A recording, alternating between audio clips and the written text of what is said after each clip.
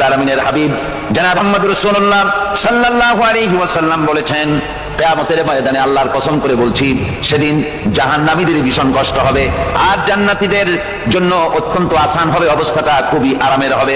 নবীজি বলেন, এক ওয়াক্ত ফরজ নামাজ আদায় করতে যে সময়টুকুন লাগে, কিয়ামতের মাঠের এই সময় এত বড় বিরাট লম্বা সময় জান্নাতীদের জন্য এরকম হালকা হয়ে যাবে। সুবহানাল্লাহ। হযরত আবু সাঈদ খুদরী রাদিয়াল্লাহু তাআলা হাদিস বর্ণনা করেছেন, এক ওয়াক্ত নামাজ, একটা ফরজ নামাজ পড়তে যতটুকুন সময় লাগে, এতটুকুন সময়ের ভেতরে জান্নাতীদের কারবার শেষ হয়ে যাবে। সুবহানাল্লাহ। আর ওদের কারবার তো শেষই হবে না। ويوم تشقق السماء بالغمام ونزل الملائكة تنزيلا। ফেরেশতা দেখতে চায় সেদিন আসমান সমূহ বিদীর্ণ হয়ে মেঘ পুঞ্জ বেরিয়ে আসবে, আত্মপ্রকাশ করবে, তার ভেতর থেকে ফেরেশতারা ক্রমাগত নাযিল হতে থাকবে। আর অবস্থাটাই হবে, আল মুলকু ইয়াওমাইযিনিল হাক্কু লির-রাহমান ওয়া কানা ইয়াওমান আলাল কাফিরিনা আসীরা। আর সেদিনে বাদশাহী হবে কেবলমাত্র রহমানের। ওয়া কানা ইয়াওমান আলাল কাফিরিনা আসীরা। আর সেই কিয়ামতের দিন, সেই সময়টা হবে কাফেরদের জন্য বড়ই কঠিন। এখানে কিয়ামতের কিছু কথা বলা হচ্ছে, কিছু আভাস দেওয়া হচ্ছে যে আসমান সমূহ বিদীর্ণ হয়ে মেঘ পিণ্ড বেরিয়ে আসবে এবং তার থেকে ক্রমাগত ফেরেশতারা নাযিল হতে থাকবে। আল্লাহর হাবিব বলেছেন, কেউ যদি কিয়ামতের দৃশ্য দেখতে চায়, সেজন্য সূরা ইজা শামসু কুবিরাত ওয়া ইজা সামাউ ফাতারাত ইজা সামাউ শাক্কাত, এই সূরাগুলি যেন পড়ে, তাহলে কিয়ামতের দৃশ্য তার চোখের সামনে প্রতিভাত হবে। কিয়ামতের দৃশ্যটা আসলে কেমন হবে সেই সূরাগুলি তেলাওয়াত করলে সে বুঝতে পারবে। যেমন আল্লাহ পাক বলছেন, ইযাস সামাউ ফাতারাত ওয়া ইযাল কাওয়াকিবু তাফারাত ওয়া ইযাল বিহারু ফুজ্জিরাত ওয়া ইযাল কুবুরু বু'থিরাত। যখন আকাশসমূহ চূর্ণ বিচূর্ণ হয়ে যাবে আর তারকাসমূহ বিক্ষিপ্ত হয়ে পড়বে, সমুদ্র মহাসমুদ্রগুলি দীর্ণ বিদীর্ণ হয়ে যাবে, কবরগুলি সব উদ্গীরণ করে দেবে, তার মধ্যে যা আছে সে সবগুলি। আবার আল্লাহ পাক বলেন, ইযাশ শামসু কুবিরাত ওয়া ইযান নুজুমু কাদারাত ওয়া ইযাল জিবালু সুয়্যিরাত। সূর্য যখন ঢেকে যাবে, তারকাগুলি যখন বিপর্যস্ত হয়ে যাবে আর পাহাড়গুলি যখন চালিয়ে দেওয়া হবে, এই দৃশ্য তোমরা দেখতে পাবে। فإذا النجوم طمست وإذا السماء فرجت وإذا الجبال نسفت। সেদিন অবস্থা এমন হবে, সমস্ত তারকাগুলি স্তিমিত হয়ে যাবে আর আকাশসমূহ দীর্ঘ বিদীর্ণ হয়ে যাবে, আর দেখতে পাবে পাহাড়গুলি, সমস্ত পাহাড়গুলিকে উড়িয়ে দেওয়া হবে। আবার অবস্থা আরো কি হবে, فإذا برق البصر وخسف القمر وجمع الشمس والقمر। যখন চক্ষু বিস্ফারিত হয়ে যাবে মানুষের, চাঁদ আর সূর্য নিষ্প্রভ হয়ে যাবে, সব একাকার হয়ে যাবে, চন্দ্র এবং সূর্য তার অস্তিত্বকে হারিয়ে ফেলবে। শুধু তাই নয়, ওয়াহুমিলাতিল আরদু ওয়াল জিবালু ফাদুক্কাতা দাক্কাতাও ওয়াহিদা। জমিন ও পাহাড়গুলির মধ্যে সংঘর্ষ লাগিয়ে দেওয়া হবে আর তা এক ধাক্কায় জমিন এবং সমস্ত পাহাড়গুলি চূর্ণ বিচূর্ণ হয়ে যাবে। সুবহানাল্লাহ। আল্লাহ রাব্বুল আলামিন বলছেন, এইভাবে করে কিয়ামতের দৃশ্য, বিভীষিকাময় দৃশ্য তোমরা দেখতে পাবে। আর সেদিনের রাজত্বটা কার হবে, আল মুলকু ইয়াওমাইযিনিল হাক্কু লির-রাহমান। সেদিনের রাজত্ব হবে কেবলমাত্র রহমানের। অর্থাৎ যেসব কৃত্রিম বাদশাহী দেখে তোমাদের চোখে ধাঁধা লেগে গিয়েছে, তোমাদেরকে দুনিয়ার বাদশাহী দেখে তোমরা ধোঁকায় পড়ে গিয়েছো, এসব বাদশাহী কিছুই ঠিকবে না সেদিন। সেদিন শুধু বাদশাহী থাকবে একমাত্র আল্লাহ পাকের। কার থাকবে বাদশাহী? যারা বলেন কার? আল্লাহ রাব্বুল আলামিন যখন কিছুই থাকবে না, ঘোষণা করবেন, লিমানিল মুলকুল ইয়াউম লিল্লাহিল ওয়াহিদুল কাহ্হার। আজকে কার রাজত্ব? চারিদিক থেকে আওয়াজ আসতে থাকবে, পরাক্রমশালী আল্লাহ রাব্বুল আলামিনের রাজত্ব। আর কারণ নয়, হাদিস শরীফে এসেছে, বুখারী মুসলিম শরীফের হাদিসে এসেছে, আল্লাহর নবী বলেন, আল্লাহ রাব্বুল আলামিন তখন তার এক হাতে আকাশমণ্ডলীকে ধারণ করবেন আর এক হাতে জমিনকে ধারণ করবেন। আকাশমণ্ডলী এক হাতে, জমিন এক হাতে। এভাবে আল্লাহ রাব্বুল আলামিন বলবেন, আইনাল জাব্বারুন আইনাল মুতাকাব্বিরুন, কোথায় সেই স্বৈরাচারীরা, কোথায় সেই দুর্বিনীত অহংকারী স্বৈরাচার যারা আমার জমিনের উপরে আমার মানুষের উপরে রাজত্ব চালিয়েছে, তারা আজকে কোথায়, কোথায় সেই অহংকারীরা? আল্লাহ পাক সেদিন যে বলবেন, সেদিন তো বলবেন, কিন্তু দুনিয়ার মাঝেও স্বৈরাচার যারা, অহংকারী যারা, তাদের শাস্তি পৃথিবীর বুকেও দেন, আর সেদিন তো দিবেনই। কত স্বৈরাচার আমরা দেখলাম, কত অহংকারী দেখলাম, যাদের তর্জনী হেননে লক্ষ কোটি কোটি মানুষ উঠতো আর বসতো, তাদের জিল্লাতির সঙ্গে আল্লাহ রাব্বুল আলামিন কতজনকে বিদায় করে দিলেন। ফুলের মালা নিয়ে কুলাতে পারে নাই, পা থেকে শুরু করে গলা পর্যন্ত ফুলের মালা দিয়া ডুবাই দিল ভক্তরা। আবার আল্লাহ রাব্বুল আলামিন এমন শাস্তি দিলেন, ফুলের মালার পরিবর্তে জুতার মালা নিয়ে জেলের মধ্যে ঢুকাইয়া দিলেন।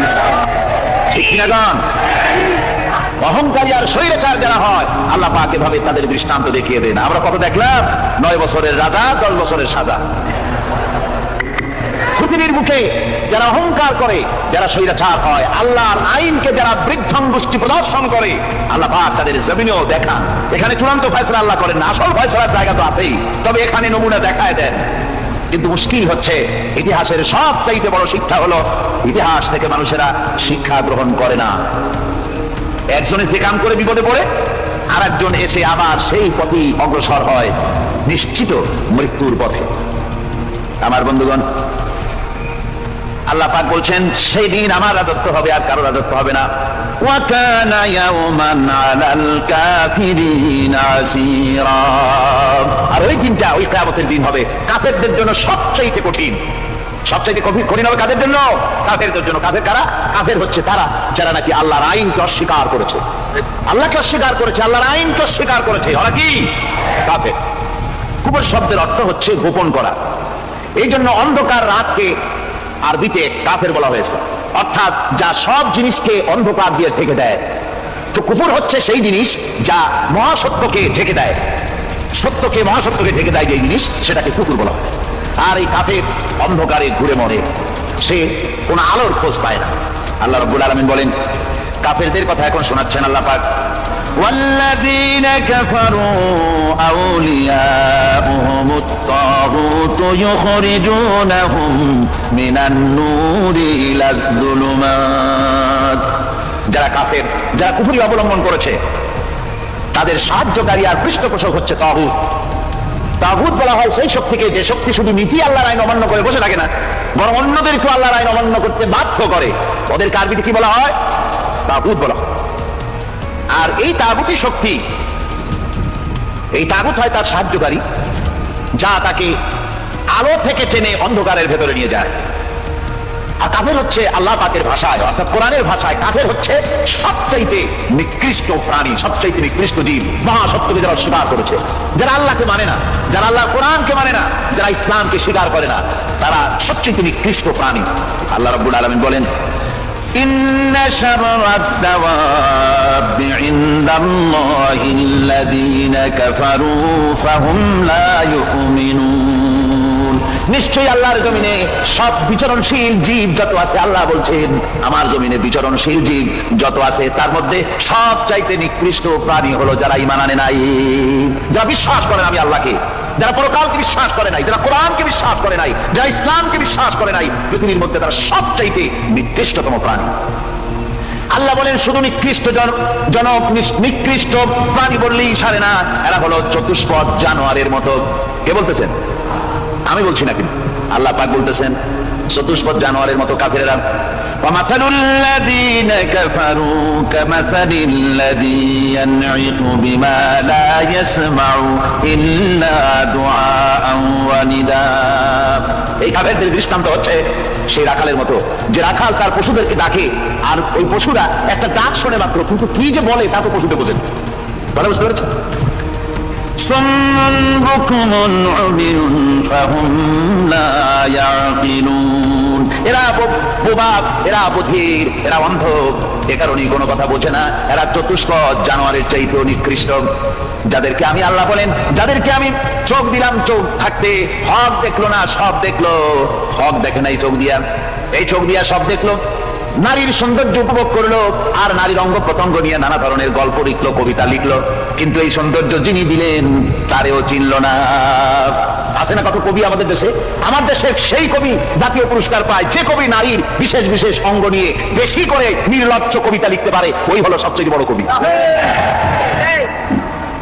আমার বন্ধুগণ, একজন বুজুর্গ ব্যক্তি তিনি পথ দিয়ে যাচ্ছিলেন, তো সে পথে এক সুন্দরী যুবতী মেয়েকে দেখে সেই যুবতী মেয়ের দিকে এই বুজুর্গ ব্যক্তি এক নজরে তাকায় আছে।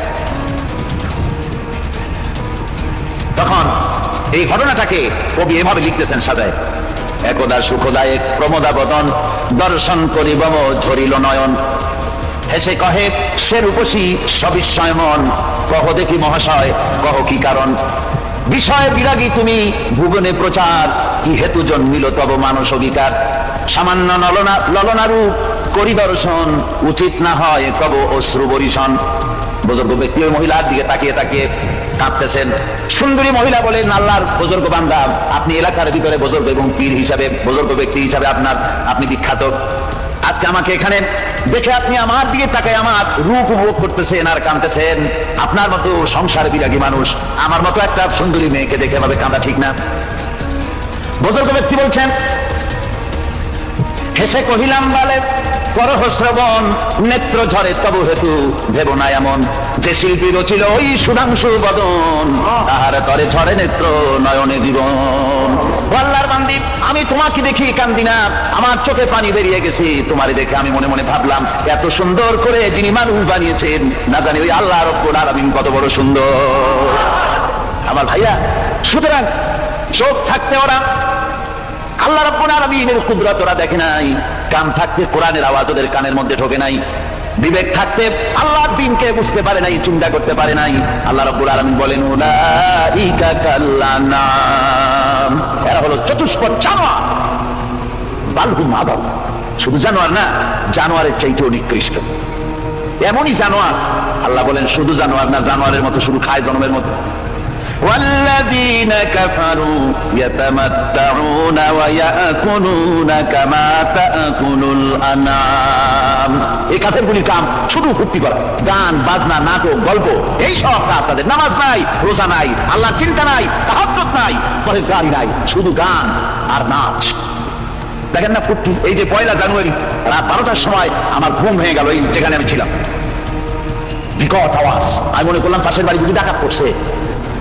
পরে বাড়িওয়ালা আমাকে বললেন যে ডাকাত না, বোধ হয় এই নিউ ইয়ার সেলিব্রেট হচ্ছে, নতুন বৎসর উদযাপন হচ্ছে বোমা দিয়ে, শহরবাসী আরামের ঘুম হারাম করে এগুলি করা হচ্ছে। এ তো গেল 1 জানুয়ারি। আর যখন আমাদের নিজেরটা যখন আসে, অর্থাৎ 1 বৈশাখ, তখন দেখছেন অবস্থা 1 বৈশাখে। এবছর আমাদের দেশে 1 বৈশাখে ঢাকায় যে দৃশ্য আমি টিভির মধ্যে দেখলাম, তাতে আমার মনে হয়নি যে 12 কোটি মুসলমানের দেশে রাজধানীতে এই দৃশ্য হচ্ছে। আমার মনে হচ্ছে এটা বুঝি কলকাতা অথবা অন্য কোনো শহর হবে। আমি দেখলাম সমস্ত যুবক যুবতী, নারী পুরুষ, বিভিন্ন বয়সের লোক সব একসঙ্গে রাস্তায় নেমেছে, নাচতেছে। তার মধ্যে বুদ্ধিজীবী আছে, শিক্ষিত লোক আছে, সমানে নাচতেছে। আর তাদের মুখোশ পরা, বানরের মুখোশ, কুকুরের মুখোশ, শুকরের মুখোশ, ঘোড়ার মুখোশ, পাতিশিয়ালের মুখোশ, ওই মুখোশ পরে এভাবে নাচতেছে। আমি চিন্তা করলাম, নববর্ষের সাথে কুত্তার মুখোশের সম্পর্ক কি? নববর্ষের সাথে পাতি শ্রীগালের মুখোশের সম্পর্ক কি? তাহলে ওরা কি বলতে চায় যে আগামী বছরটা আমরা কুত্তার ভূমিকায় অ্যাক্টিং করব, অথবা শ্রীগালের মতো ঝুট্টামি করবো জাতির সাথে? তারপরে কি করলো? সকালবেলায় যুবক যুবতী 1 বৈশাখ সূর্য উদয়ের আগে রমনা লেকের পাড়ি গিয়ে সব দাঁড়িয়েছে বাসন্তী রঙের শাড়ি পরে। তারপরে সেখানে দাঁড়িয়ে সূর্য উদয়ের পরে তাকিয়ে সকালবেলায় ভাবে করজোর করে বলছে, এসো হে নববৈশাখ স্বাগতম হে। নববৈশাখ অলক্ষে বোধহয় এটা শুনে বলতেছে, বাবাজিরা আমারে ডাকতেছো, অপেক্ষা করো, আমি আসতেছি। আমারে ডাকতেছো, আমি আসতেছি, কোমরে গামছা বেঁধে আসতেছি, 225 মাইল স্পিডে আসতেছি, 30 ফুট উচ্চ জলোচ্ছ্বাস নিয়ে আসতেছি, নববৈশাখের মজা। আমার ভাইরা, মুসলমান নববর্ষ উদযাপনের সাথে মুসলমানের কিসের সম্পর্ক? মুসলমান যদি এই দিন উদযাপনই করে, তাহলে তাকে করতে হবে ফজরের নামাজ পড়বে। মুসলমান নববর্ষ উদযাপন করবে, ফজরের নামাজ পড়বে, তারপরে কোরআন শরীফ তেলাওয়াত করবে, দরুদ শরীফ পড়বে, আল্লাহর দরবারে হাত তুলে বলবে রব্বুনা রাব্বিন, একটি বছর পার করে দিলাম, নাফরমানি ছাড়া কিছুই তো করি নাই, বিগত বছরে যা করেছি মাফ করে দাও, আগামী বছরটা গোটা জাতি আর দেশের জন্য কল্যাণকর মঙ্গলময় করে দাও। এটাই তো বলা উচিত ছিল নাকি বলে? না করে, তা না বলে বৈশাখের পরিচালককে না দেখে সরাসরি বৈশাখকে আহ্বান করা হয়েছে, আর বৈশাখ আহ্বান করার মজা জনমের মতো দেখাই দিয়েছে। আল্লাহ রাব্বুল আলামিন তাই বলেন, কাফেররা তাদের কাজ হলো শুধু খাওয়া, তারা এমন খাওয়া খায় জনমের মতো খায়, ইয়াকুলুনা কামা তাকুলুল আনাম, জানোয়ারে যেমন খায় ওই রকম খায়। তার মানে খায় একটু বিসমিল্লাহ কয়, খায় যখন ছেড়ে দেয় তখন আলহামদুলিল্লাহ বলে না, মা ভাতকে খায়, আবার মা ভাতকে খায়, ডাব একটা কাটলো বিসমিল্লাহ নাই, খাইলো, দুই চার ঢোক খাইয়া পুরা ডাবটারে ফেলাই দিল, ডাবটা কি তোমার বাদাম তৈরি করছিল নাকি? একটু বিসমিল্লাহ বললা না, একটু শুকরিয়া আদায় করলাম।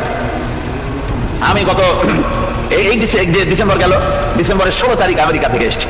ওখানে দেখলাম তারা প্রতি নভেম্বর মাসের শেষ বৃহস্পতিবার থ্যাঙ্কস গিভিং ডে অবজার্ভ করে। তা আমি জিজ্ঞেস করলাম থ্যাঙ্কস গিভিং ডে জিনিসটা কি? ওরা বললো এটা হচ্ছে এই যে গড আমাদেরকে সারা বছর ভালো খাওয়াইছে, আমাদেরকে ভালোভাবে পড়াইছেন, সুন্দর রেখেছেন, এই জন্য আমরা গডকে থ্যাঙ্কস দেই নভেম্বরের এই শেষ দিনটিতে। সারা বছরে ভালো খাইছি, ভালো থাকছি, এই জন্য গভর্নমেন্টকে মানে গডকে থ্যাঙ্কস দিলাম। আমি আমার আলোচনায় সেখানে বললাম যে দেখেন রাশিয়ার সাথে আমেরিকার পার্থক্য তো এখানে, ওরা গডকে অস্বীকারই করেছে, গডই মানে না, আর এরা গডের নামাজ রোজা বা ইবাদত কিছু করুক আর না করুক গডের অন্তত একটা ধন্যবাদ দেয়। ওরা ওদের ডলারে লিখেছে ইন গড উই ট্রাস্ট, প্রত্যেকটা ডলারে লেখা আমরা গডে বিশ্বাস করি। তো শুকর আদায় করলে তো আল্লাহ বাড়িয়ে দিবেন। আল্লাহ রাব্বুল আলামিনের সুন্নাত হলো শুকর যদি কেউ আদায় করে আল্লাহ বাড়িয়ে দেন। লা ইন শাকারতুম লাযীদান্নাকুম ওয়া লা ইন কাফারতুম ইন্না আযাবী লাশাদীদ।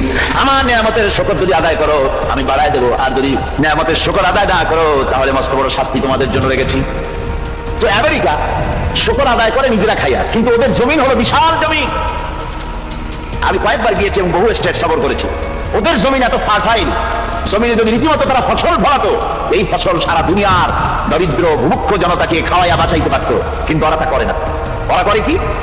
ওরা মুনাফার হার, বাজার দর ঠিক রাখার জন্য নির্দিষ্ট পরিমাণ জমিনের ফসল ফলায়, কিন্তু জমিন এতই উর্বর ওদের মেজারমেন্ট করা, মাপ করা, হিসাব করা ফসল হয় না, ফসল হয় বেশি।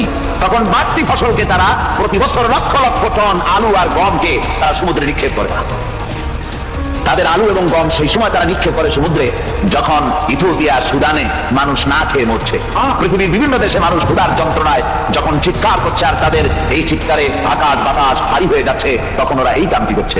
তাই আমি ওই প্রথম দিন বলেছিলাম যে রাশিয়া যেমন খান খান হয়েছে, অস্তিত্ব বিলুপ্ত হয়েছে আল্লাহর সাথে নাফরমানি করার কারণে।